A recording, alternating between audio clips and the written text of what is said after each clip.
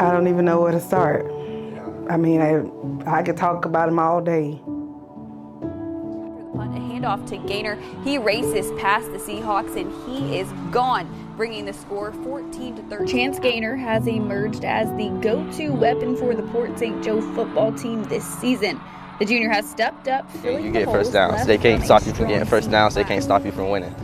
I think everyone would just say that they missed him being around. Anywhere I go, everybody talk about my brother, and it brings a smile to my face because, like, dang, even after he gone, even in his absence, he's still here. Like, you know, and I don't even have to talk about him. He's still here. I can feel it. I know it. His smile will light up any room. The kid as a little small kid, had a great smile, and he just carried it with him as he became older. If there was no Chance, there was no Fisher. Like, it was like, it was just, I don't know how to explain it.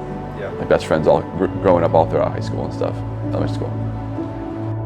Everybody knows his name, and if they don't know it now, they will get to know it. And I think it's just Florida right now, but I think it's gonna be way bigger than Florida.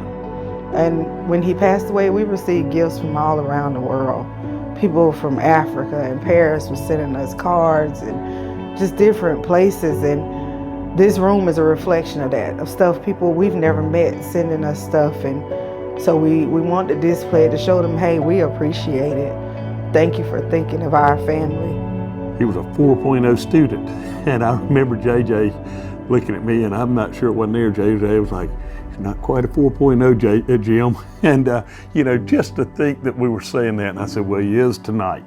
You know, he just had a presence about him, and you know, it was when Gal and JJ walked into the pool today, it finally hit me what we were about to do and how much I missed him. Well, he was the last of 5 boys, so he was very quiet. I guess he had to be quiet because they was always talking, especially my son that's a few years older than Aiden.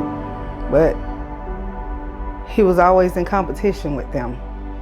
He would try to hang with them, compete with them, so they would push him hard constantly, and I always used to get on to him. He is little, and they be like, he's okay. And he'll say, Mama, I'm okay. And he would hang with him. He played football with him. He played basketball with him. He played baseball with him. He's the kid, is the young man that you would want to marry your daughter, because his morals, his character, I mean, everything about him it just seemed like it was perfect. Great teammate, great friend. My brother literally had the same girlfriend from the time he was in kindergarten until he graduated high school. So that right there alone just speaks about him and what type of person he was. Playing 3 or 4 sports. He did soccer, baseball, football, and basketball, and he was great at every single one of them. He was a teacher's favorite. He was quiet. He was quiet. He spoke without words. He just was there. And these are happy emotions that are coming out. They're not sad. I already knew, like, he was the one for us. He was our chosen one. We all knew it. And but even since he was a baby though, he always had that aura about him, like that. You just knew, like, everybody loved Chance. Like, everybody was around him. And the fact that he wears my number in number 2, and now everybody around the world know him for being number 2, that make me feel real good, because just me being his big brother and knowing that he wore it because of me. And now look, everybody wear number 2 because of him. And that's a great sign. But I know why they wear it because of him though, because he was just a great person. There's a picture that I cherish of he and I sitting by this pool. We didn't know the picture was being taken, but we were both looking at each other and just discussing the whatever, day's events or his love life or Georgia football or whatever it was. We just talked about whatever, and there was never an uncomfortable moment or a lapse. It was just free conversation. I remember Chance as a little kid growing up, and I always knew he was going to be a pretty good athlete. But I actually thought he was a great baseball player, and he did that for years, travel ball for years, and he played middle school basketball for me. And he was always smiling, always quiet. Hated shoes on his feet. We have got so many calls from the neighbors saying, "Tell Chance to come back down and get his shoes," because he leave them in the yard while they was playing sports. But and I think he was quiet because at first he stuttered when he was little. And it was because his tongue, he didn't lift it. The doctor said he was lazy, he didn't lift his tongue. So he stuttered, and at first I think he thought people was gonna pick on him, so he didn't talk that much. But the older he got, it went away, and he still didn't talk that much. He just smiled at you. A big personality, you can't say that enough. You know, you see that sheepish smile and you wonder what he's thinking, but I thought he always was smiling because he knows how happy the person that he is coming up to talk to, he knows how happy they are to see him. If you see Chance and he's not smiling, there's something wrong. He was always smiling, and I think that's just something that we need to like bring with us everywhere. It's just always like, there's people in way worse situations than you probably are in, and they're probably still smiling. Like you could never know that Chance was going through something sad, because there's just always smiling. I think you just need to appreciate every moment you have with anybody you meet. You know, he always smiled. I mean, that was his personality. He gonna smile. He didn't take anything, you know, he didn't take it to heart. It was just, hey, we're gonna do whatever we have to do. So, to be honest, he hated school at first, but he always had a girlfriend, Kyla Parker, young lady that he fell in love with in pre-K. And that when he came home and told me she was gonna be his girlfriend in pre-K, I was like, okay, thinking in my head, boy, go somewhere with that. But they end up dating all through high school. I called her one day and I said, listen, you tell him you're not dating no dummy. You don't want a man that don't want to go to school and don't want to get his work done. And I don't know if she told him, but overnight he changed that he didn't like school and he became a good student, a great student. We talked about things that you would never expect. He gave me advice, you know, a 16-year-old giving a 58-year-old man advice, you know, and I took it. And I'd like to think I gave him some too. But he was raised right. He you know, you didn't have to worry about Chance. When we got to Vandy, it's like something clicked in his head, like this is where I want to be. Because he turned it on, like he wasn't dropping any balls. He ran his fastest time that day. I think he ran like a 4.48? 4.46. Like I think he felt at home there. And when we left, he was like, I could see myself here. Construction management, is that what he wanted to go to school for? His dad does construction framing, he builds houses. So during the summer, he would take Chance and our other kids to work with him. And I think Chance fell in love with it.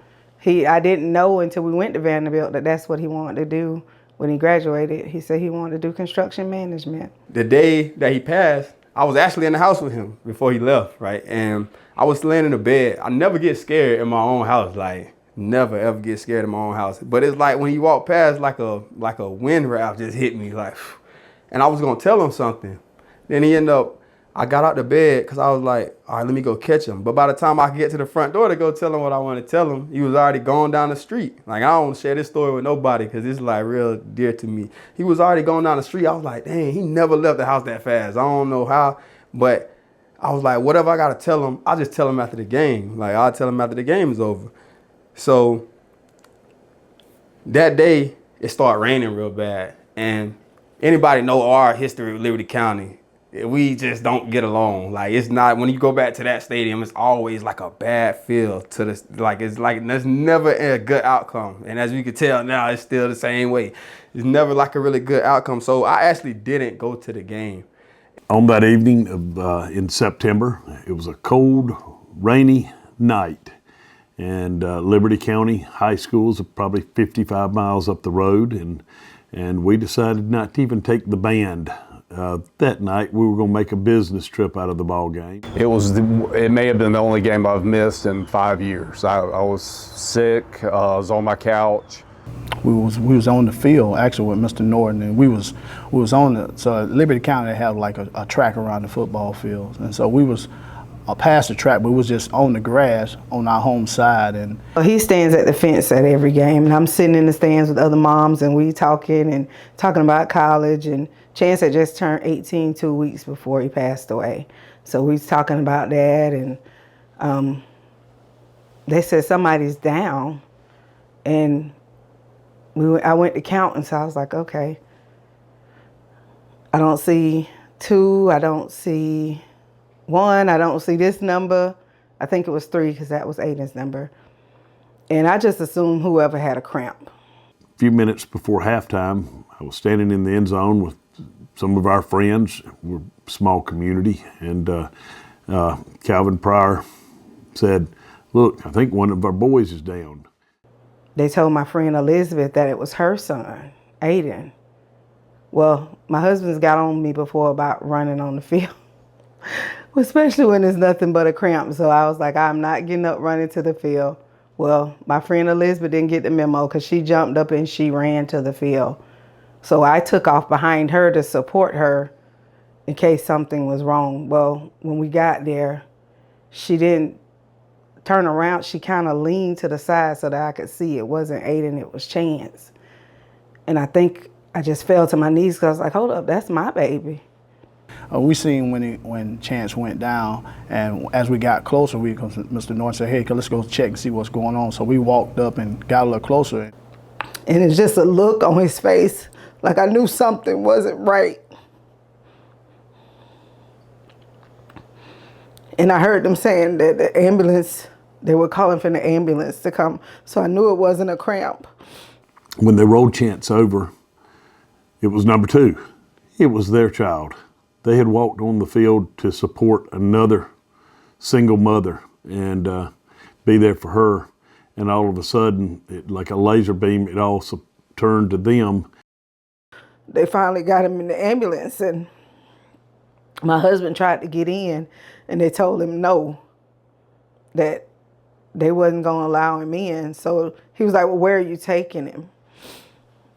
So originally they told us Tallahassee. So we get in the car to head to Tallahassee, and we got a phone call and said, no, they're taking him to Bluntstown. I was back at school in Montgomery, and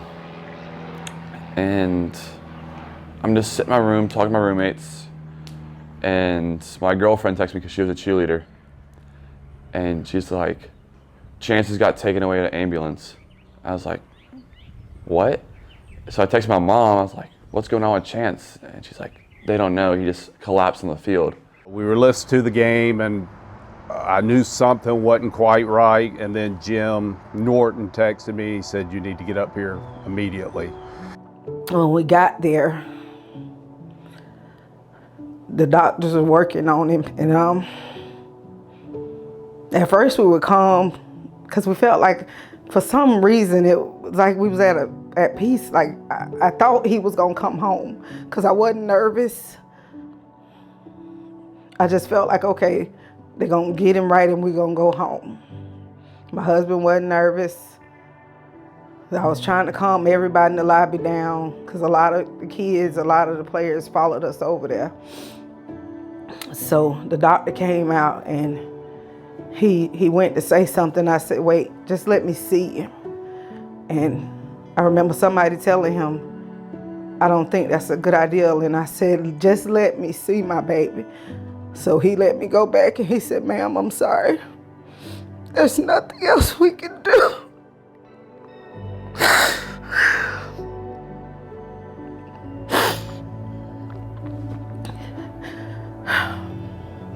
And I just remember walking out in the lobby and looking back now, I know it was God because I couldn't get upset like a parent should. I kept thinking, these kids are here. Well, I waited on my older son to get there. So I stood outside and I waited, and my husband stayed back in the back with Chance. So my son got there, kind of told him, hey, he didn't make it. He was freaking out. Kyla was freaking out. His girlfriend, her mama, everybody was upset. And I just walked to the back. And I needed a moment by myself with my baby. I'm pretty convinced when Chance first had a chance to meet his Lord and Savior in the afterlife, that it was right there on midfield of the 50-yard line. My dad was like, baby, I don't know how to tell you this. And I cut him off before he could tell me that. I was like, Dad, I already know. Like, I already know he not here no more. Like, it's over with, ain't it?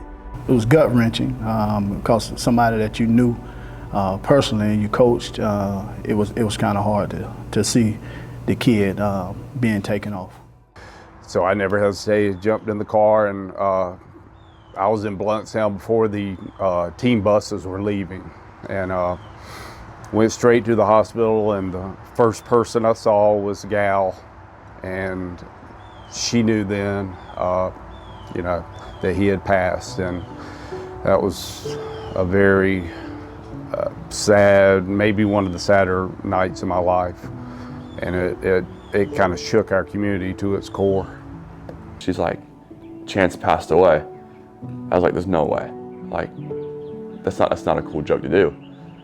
And she's like, no, I promise. She's like crying, and I was like, there's no way. That's crazy. So like, I felt bad. I like hung up the phone. I didn't believe it.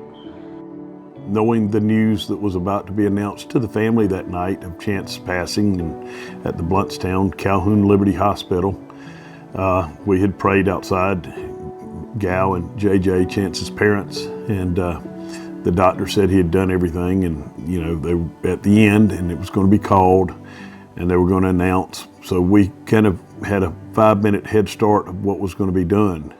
Here were Chance's parents being the most stoic heroes for everybody there. The hospital parking lot was filling up. You know, the waiting room was full of family and loved ones and coaches. And I just remember parking the car in the middle of the road. I'm on Highway 73. It's dark. It's nothing out there but trees. I just remember parking the car in the middle of the road and laying down in the road and just crying. And this day, it's always cars coming on this road. Just this day, no cars came. For like 3 minutes, 5 minutes, no cars came. I'm just sitting in the middle of the road crying. Mind you, I still got to get to the hospital. So when I get I finally get the courage like to get back in the car, go to the hospital. And cause now I got to see my mom like this. That's the first person I'm thinking about is my mom. I'm like, dang, like, oh, I'm hurt, but this her baby. Like, I'm her child. This the baby. Like, this, we all proud of Chance. And I kept thinking, okay, God, are you gonna wake him up? Because I still couldn't cry, I couldn't get emotional. So I was like, okay, maybe he fixed to do a miracle, we gonna go home. And I didn't understand it. I kept saying, God, I don't understand. Help me understand this. Why do I feel like this? Well, by the time we got back to the waiting room, I understood. They opened the doors and it was children from everywhere. They still had uniforms on. Kids from all the surrounding counties came to the hospital. It had to be about 20 or 30 pastors in the parking lot. And I said, okay, it makes sense now. God needed us to be strong so that these children wouldn't break down. We knew that those kids needed to see that we were strong so that they would be strong. So when we got to the high school, it was more people there than we imagined. It was like the whole community somebody made a phone call to somebody and the whole community showed up there, but the kids still had their football uniforms on, their cheerleading uniforms, the band members were still there. And I remember the kids saying, what are we gonna do? How can we keep going? How can we live after this? And I was like, we're gonna survive. We're gonna get through this. God's gonna help give us the strength that we need. And those kids hugged me and my husband, and we came home knowing that God had a plan for us, that was just the beginning. And we were upset that we couldn't bring him home with us. But not because he died, because we know everyone dies. Just his age, I guess, played a factor also. You think older people die instantly like that, or from a heart attack, or you don't think children pass away with a heart condition. So I go home, and it's just like I was hanging out with Miss Gail, Mr. JJ, and whenever they're there, usually Chance is there, and coming back and not like even seeing him. Like, I think the last time that I saw him would be, what was it? I would probably say my graduation, because in the summer I was working, doing baseball. He was doing football, so we just never got to hang out. So last time I saw him was graduation. And it was just crazy. Like, it's hard not saying bye to somebody. And then like all the memories just replay in your head and everything. So Chance, I believe, has left a legacy, man, that can never be erased. His parents, man, I commend them for being as strong as they are. His mom, man, wow. His dad, you know, they have been great people. Like I said, that night when they could have just went home, they came back to the school and greeted all the people and hugged all the people, and it was a very emotional night. But it was a lot of people here, and I think they drew the community even closer. It had to be God, because it didn't even make sense to us. We were wondering, why do we feel like this? How can we feel like this at a time like this? But like I said, it just played out. Like when we walked out and seen all those kids, we knew that God had us feeling that way for a purpose. We knew that we had something we had to do. It was just the beginning. We knew that God had plans for us, and just a second chance act. Now the plan is playing out. You can see it. You can see God all through it. I think as Christians, we are reassured that heaven is a heck of a lot better place, a heavenly lot better place than here.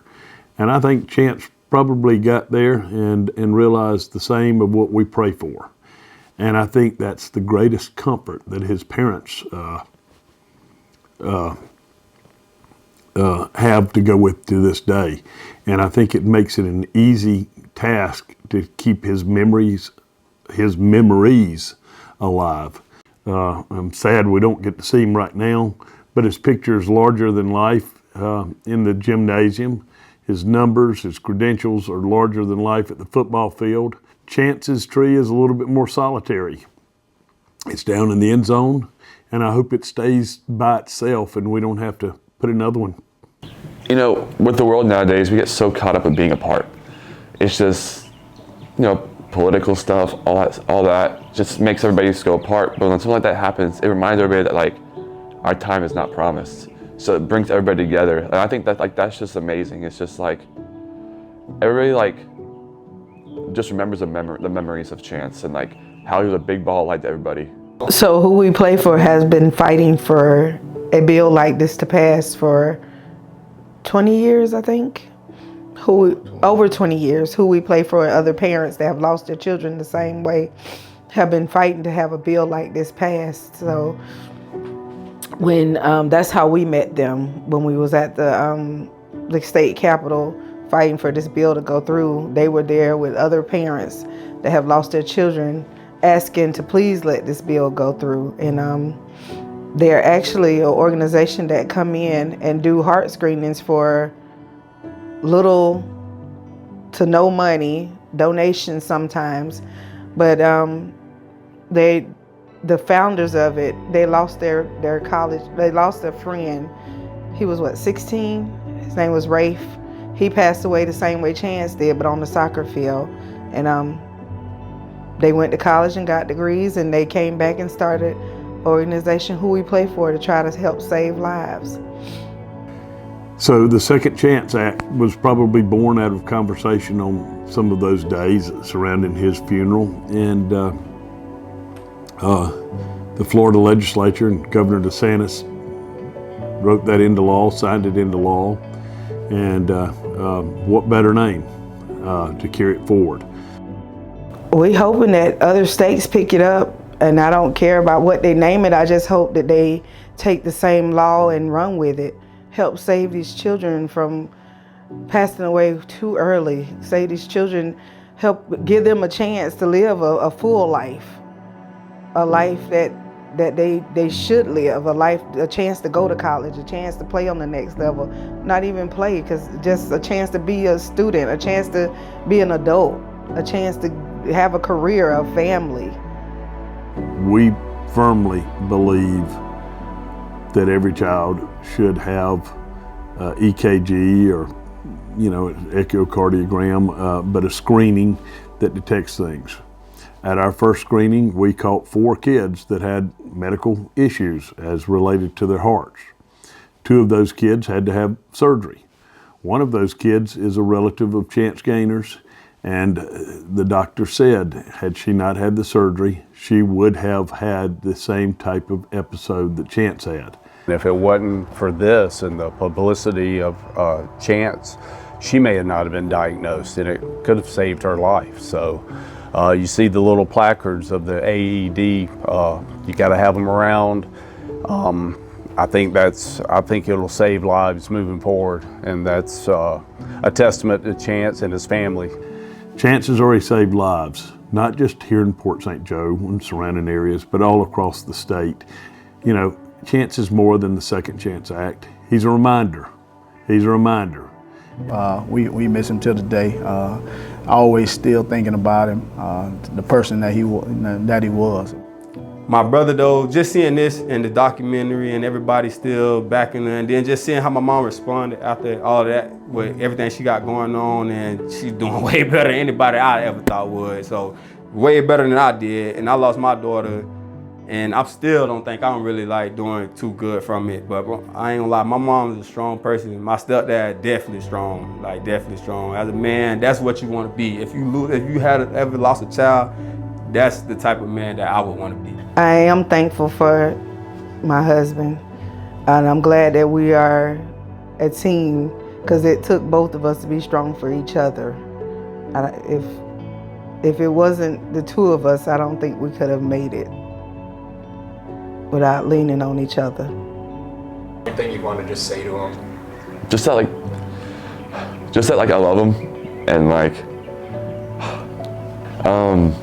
just that I love him and wish we could have seen each other before. And that one day we could see each other again. That's about it. I don't know. But yeah. We're going to miss him and all, but I think he will be remembered, and people will always kind of look to him and say, you know, what would Chance do too? We never left each other's presence without saying, I love you. He knew how proud we were of him. So, I mean, I think the way we lived, we tell each other and show each other every day. So anything that I had to say to him now, or I think anything my husband probably want to say to him now, we say it. Don't assume something when you hear someone has passed away, because saying ugly stuff on the internet, you don't know how that affects people. And most of these children didn't have a COVID shot or don't drink energy drinks. They died from something that was in them, something that was natural. So think about stuff when you say it on the internet. It hurts people when they're reading that. So no, my child did not die of a COVID shot. I've seen that so many times, and I just want to address it because it really hurt me as a mama to see people say, oh, well, it was just COVID. So his life didn't matter to you because you think it was COVID? No, he didn't die from COVID. Even if he did, he was somebody's child. He was somebody's friend. He was someone's boyfriend. He was a student. He was a child. Appreciate every single moment you got, because you never know when it could be the last.